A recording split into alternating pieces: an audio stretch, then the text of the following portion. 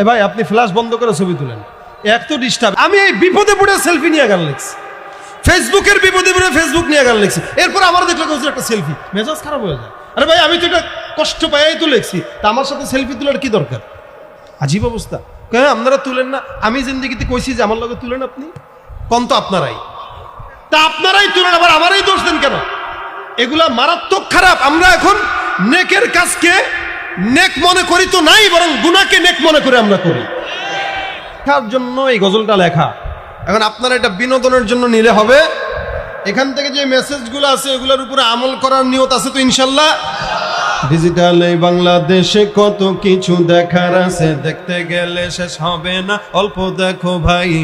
পোলা মাইয়া জোয়ান বুড়া একই রোগে খাইছে ধরা, আধুনিকতার হাওয়া গায়ে লাগছে তাই। যে যাই কিছু বলুক না কেন গায়ে লাগে না, আমরা কিন্তু চালাক জাতি, মোটে ভয় পাই না। আমগো দেশে ফেসবুক আছে, আমরা বলদ না। আমগো দেশে ফেসবুক আছে, আমরা বলদ না।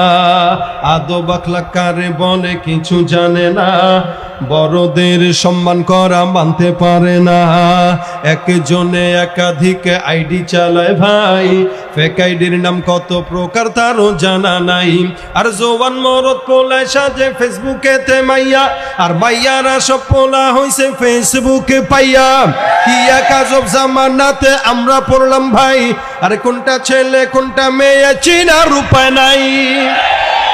এই সুবিধা ফেসবুক দিছে আর কেউ দেবে না। আমগো দেশে ফেসবুক আছে, আমরা বলদ না। আরে আমগো দেশে ফেসবুক আছে, আমরা বলদ না। লাইক কমেন্টার শেয়ারের দামটা অনেক বেশি, যে যত লাইক পায় সে হয় তত সেলিব্রিটি।